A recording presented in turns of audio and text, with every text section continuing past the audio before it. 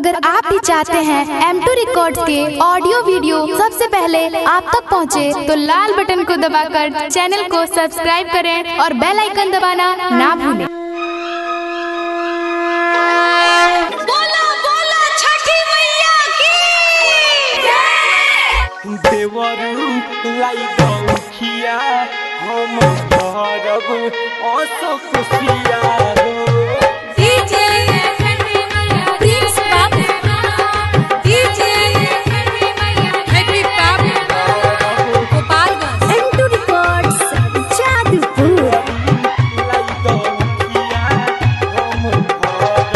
देवरू लाई गौखिया हम भरब ओसो खुशिया हो।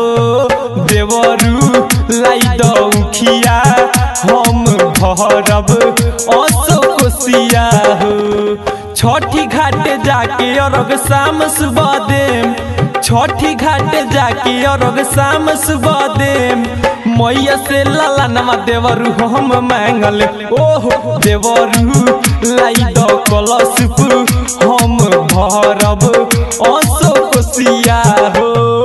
देवरू लाई दो खिया हम भरब ओसो खुशिया हो। छठी घाट जाके अरग शाम सुबह देम।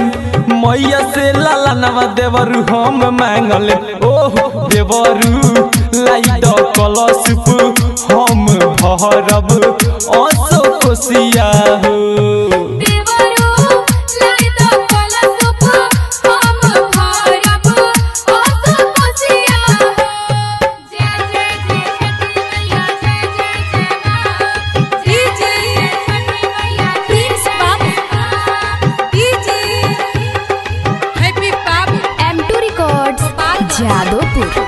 जिला हो गोपालगंज से गागोलाई दो, जादोपुर बजरिया से पियरी मंगाई दो, जादोपुर बजरिया से पियरी मंगाई दो। जिला हो गोपालगंज से गागोलाई दो, जादोपुर बजरिया से पियरी मंगाई दो। गोदिया दी हने छठी माई भरी खेली लाला नवा हो अंगनामा में।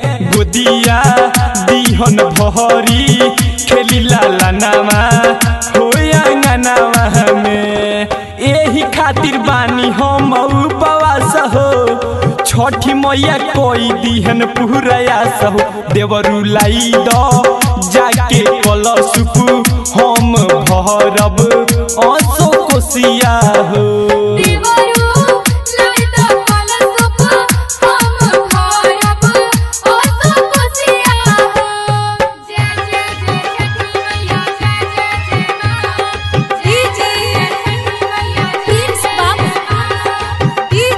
मिक्स बाय अमित राज्य।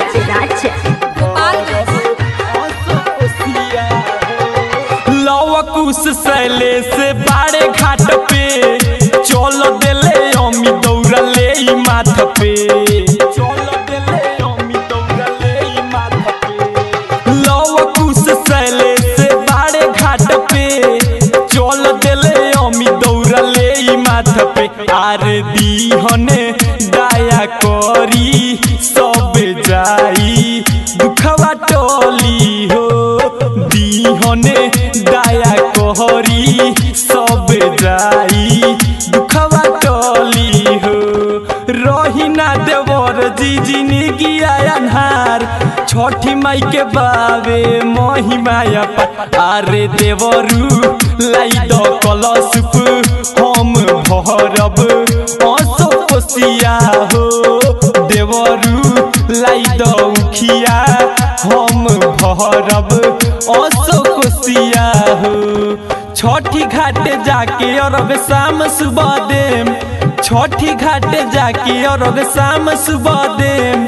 मैया से लाला नवा देवरू हम मांगल, ओहो देवरू लाई दो कलशप हम भरब ओसो खुशिया हो। देवरू लाई दो खिया हम भरब ओसो खुशिया हो।